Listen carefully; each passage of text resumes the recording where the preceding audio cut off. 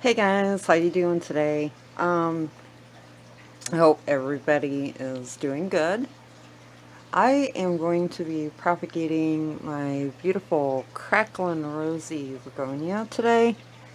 Um, she is, if you can see, look, look at what she's doing here. She's got two big long growths coming out of the top. I want to cut those off, get them a little more even, and then you can see this is where I made other cuts on her, and that is where she grew out from.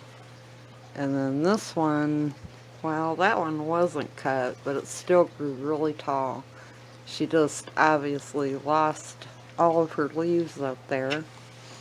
These are all new leaves that have come out. And this, you can see right here, was cut before because I did some cuttings to give to people. She's got new leaves popping out here, and then this is all new, and this is what she's growing out.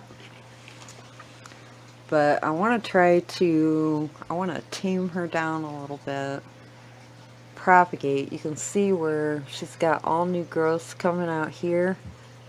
See all these little, whoops, all these little nubs coming out, like right here. These will all be new leaves popping out. But I want to cut her back, propagate her in water, and then I'll put back into this pot to make it fuller. Here's another cut you can see that I made, and then she regrew out. That's what's great about these cane begonias is, see, there's the growths popping out. Those will all be new leaves. But yeah, right there is some new growth too coming. But I want to make her fuller and maybe even probably end up making another pot. I don't know, but let me set my camera up and then we will get to propagating. I want to cut these off first and then I'll figure out where to go from there. Okay. Um, First thing I want to do is cut these taller pieces off, and then I've got my glass vase with some water in it, and I will be using my rooting hormone, and I got my little clippers. They are all cleaned and sterilized, and the first thing I want to do is I want to try to figure out, I think what I'm going to do is cut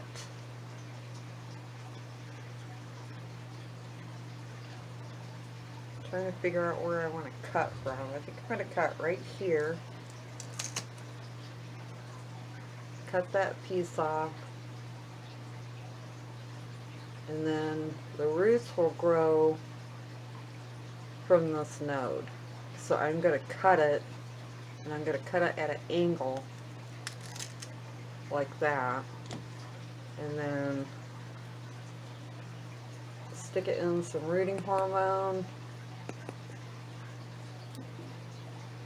You don't need much.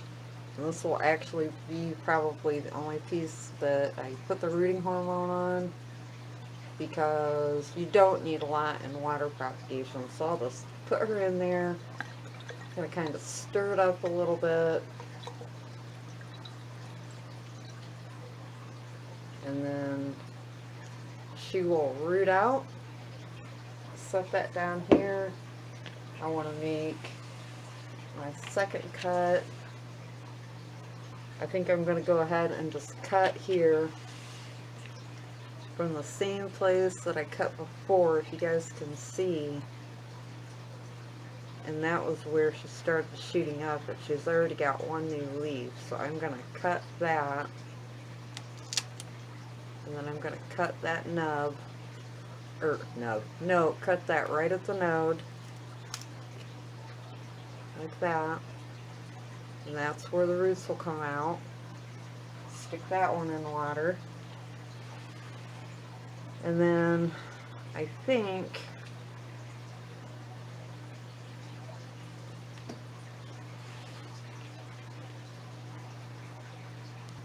okay, I moved my camera again. Trying to figure out where I want to make another cut. This section down here is new. It was a cutting from last year that I stuck back in the pot. I think what I'm gonna do is, that one's new. I just want to cut this dead portion off, get that cut off. That one will stay. And then I think I'm going to cut this part off too, because she's got all new growth coming in. I think I'm going to come down and cut it.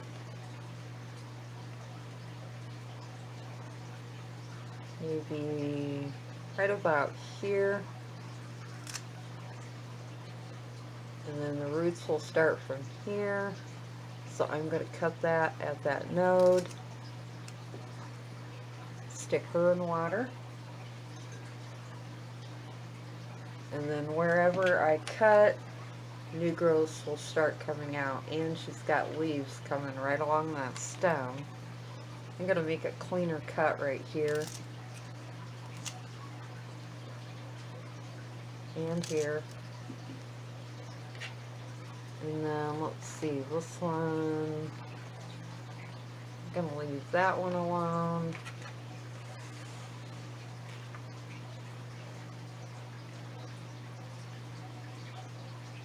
And I think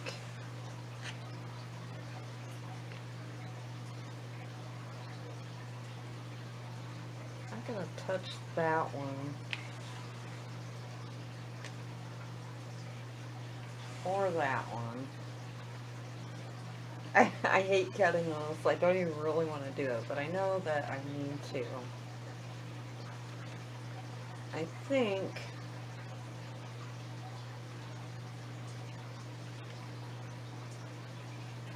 this has all got new growth coming out of it. I think I might cut. Those are all going to have new leaves too.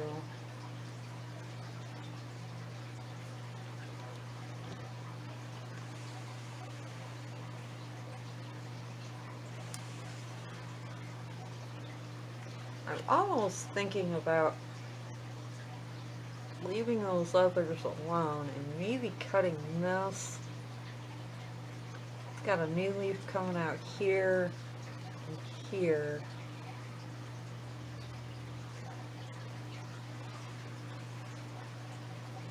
I don't know. I think that is all I'm going to cut. It looks better already just getting that top portion off. I hate to cut any more because this is all new growth up in here. You can see it's all new.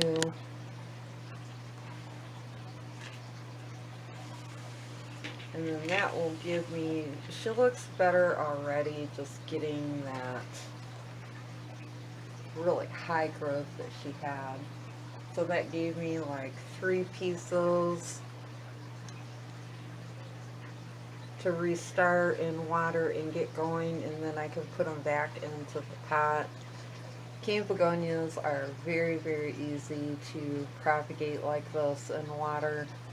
And I actually have a couple more begonias that I want to cut and propagate that I'm going to put in the jar with her. But, you know, you guys don't need to see every begonia that I'm going to propagate, even though, if I didn't say, this is the Cracklin Rosie begonia. She's very, very beautiful. I love her. She's one of my favorite begonias. I have